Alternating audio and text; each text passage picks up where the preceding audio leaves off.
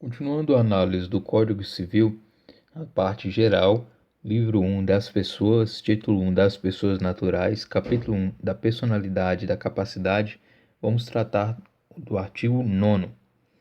Artigo 9º. Serão registrados em registro público: 1. Os nascimentos, casamentos e óbitos. 2. A emancipação por outorga dos pais ou por sentença do juiz.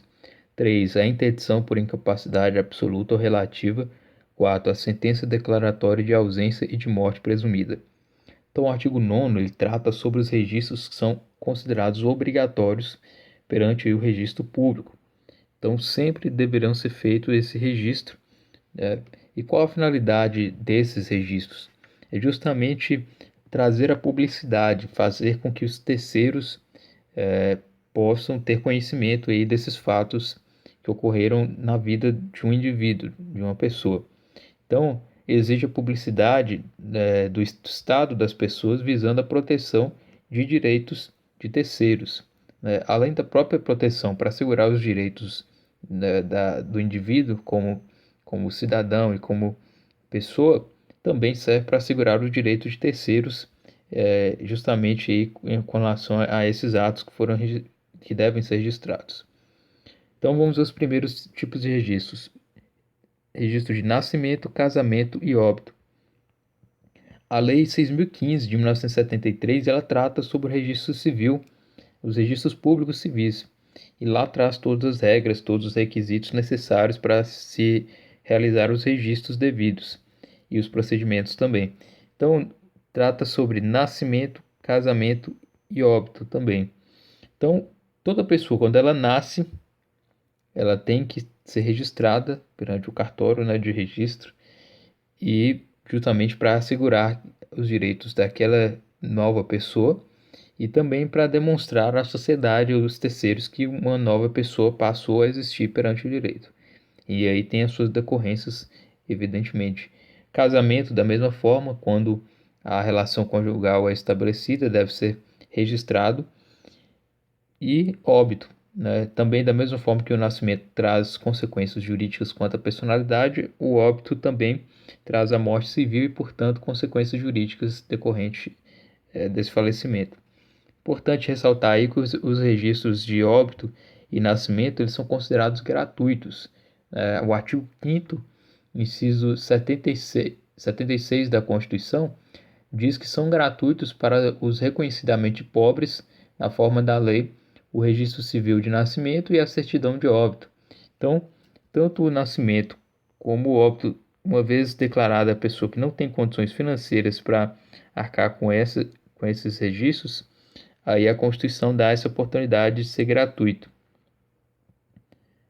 Inciso 2. A emancipação por outorga dos pais ou por sentença do juiz. Emancipação é basicamente a antecipação dos efeitos da maioridade civil conferida às pessoas enquadradas no caso aí de incapacidade natural, ou seja, incapacidade em razão da idade. Então, a pessoa entre 16 e 18 anos, em geral, ela pode emancipar e, portanto, aí ser considerado para os efeitos do direito, para os efeitos civis, como plenamente capaz. Ela pode ser feita, essa emancipação, tanto voluntária, judicial ou legal. A emancipação voluntária é quando os pais desejam outorgar ao menor a possibilidade aí que ele seja considerado maior perante o direito, a antecipação da sua maioridade civil. Então, por outorga dos pais, basta que os próprios pais vão ao cartório e registrem aí essa intenção sem uma necessidade de homologação judicial nem a outra forma possível. E por sentença do juiz, quando o próprio juiz, verificando e analisando o caso, determina que deve ocorrer a emancipação. Trata-se então de uma emancipação judicial. Geralmente ocorre quando há conflito de interesses entre os pais e o filho, ou no caso dos tutores desejarem a antecipação dos efeitos da maioridade. Inciso 3 é a interdição por incapacidade absoluta ou relativa.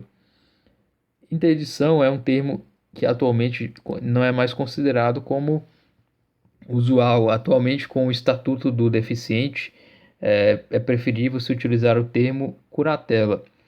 Mas, a par disso, o Código de Processo Civil de 2015 ainda mantém a expressão interdição e ainda é considerado um instituto válido, embora muitos se diz aí na doutrina mais recente sobre o novo Código de Processo Civil e o Estatuto da Pessoa com Deficiência, que a interdição estaria revogada tacitamente aí pelo Estatuto do Deficiente.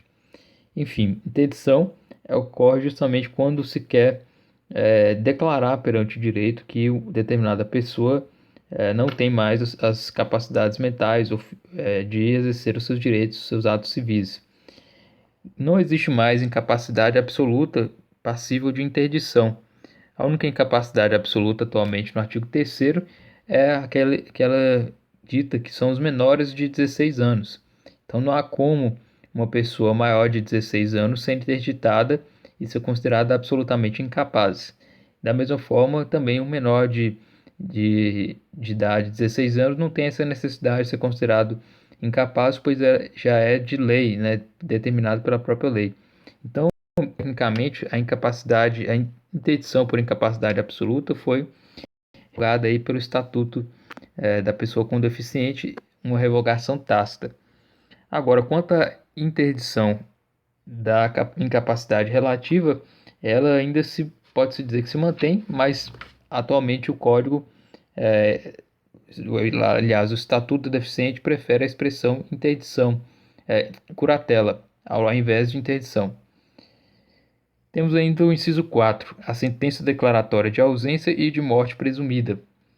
Então, a morte presumida e a ausência, elas também deverão ser, além de declaradas judicialmente, devem ser registradas também, né? A ausência, como já foi ressaltado em artigo anterior, no artigo 7º e no artigo 6º, a ausência ela ocorre justamente quando a pessoa deixa sua residência e não volta mais e não traz nenhum conhecimento a terceiro sobre o seu paradeiro.